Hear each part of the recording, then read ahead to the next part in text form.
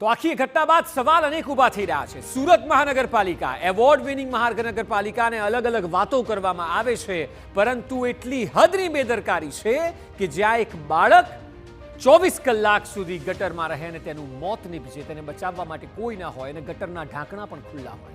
અને એટલા માટે સૌથી પહેલો સવાલ એ છે, આ સીધી વાત અમે સુરત મહાનગરપાલિકા સાથે કરી રહ્યા છે, આટલી ઘોર બેદરકારી કઈ રીતે શક્ય છે? આપ એવું કહો છો કે વિકાસ થઈ રહ્યો છે, શું આ છે તમારો વિકાસ કે જ્યાં એક બાળક રોડ રસ્તા પર રમતું હોય, તેને ખ્યાલ પણ ન હોય, ગટર ખુલ્લી હોય ને તે પડી જાય અને તેનું મોત થાય? કલ્પના કરો કે સામાન્ય પરિવાર સિવાય જો કોઈ વીવીઆઈપી કે કોઈ નેતાના ઘરનું બાળક હોત તો શું થાત? આપને ખબર પડી જાત કે આ સ્થિતિ ખરેખર અસહનીય છે। કદાચ સામાન્ય વ્યક્તિ છે કે જેના પરિવારનું બાળક મોતને ભેટ્યું છે એટલે આપના પેટનું પાણી નથી હલતું, પરંતુ આ સ્થિતિ ખરેખર વિચારવા લાયક છે।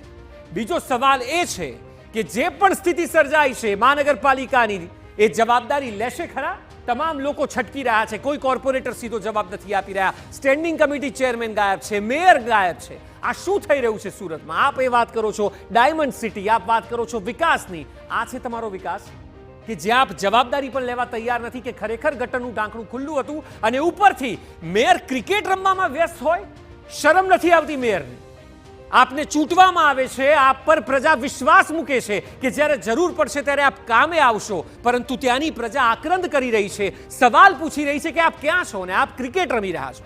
વાહ, આ તમારું શાસન કે જે આપ ચલાવી રહ્યા છો। એટલા માટે સવાલ થઈ રહ્યો છે કે સામાન્ય માણસ છે એટલે એના જીવની કોઈ ચિંતા નહીં, એ જીવની કોઈ કિંમત નહીં।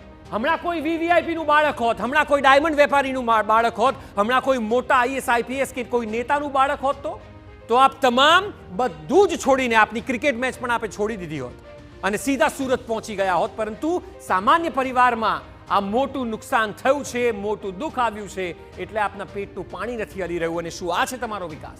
દિવસ રાત વિકાસની વાતો કરો છો, દિવસ રાત બસ સામાન્ય માણસને ન ખબર પડે તેવી વાતો કરવાની, આકાશી વાતો, ક્યાંય ને ક્યાંય પહોંચી જાઓ છો, અમેરિકા સુધી કે સુરત એવું થઈ રહ્યું છે। પરંતુ શું ખરેખર આ તમારો વિકાસ છે કે જ્યાં આજે 2025માં કોઈના ઘરનો દીપ એટલે બુઝાય કે ગટરનું ઢાંકણું ખુલ્લું હોય? આ અકલ્પનીય છે। અને એટલા માટે સ્વચ્છ શહેરનો એવોર્ડ તો હમણાં કદાચ તમે 1-2 વાર લાયા અને એનો ઢોલ નગારા સાથે મેયર નીકળી પડ્યા, પ્રેસ કોન્ફરન્સો કરવા લાગ્યા અને મીડિયાને જણાવવા લાગ્યા કે કેવી રીતે સુરત બદલાઈ રહ્યું છે। શું આ તમારું સુરત છે? આવા એવોર્ડ લાવીને શું કરશો કે જ્યાં કોઈ બાળક વગર કોઈ વાંકે મોતને ભેટે? તો પછી આવા સ્વચ્છતાના એવોર્ડ લાવીને પણ કયા ઢોલ નગારા આપ વગાડી લેશો અને એનાથી થશે શું? આ સવાલ સૌથી મોટા છે અને એ સુરત મ્યુનિસિપલ કોર્પોરેશન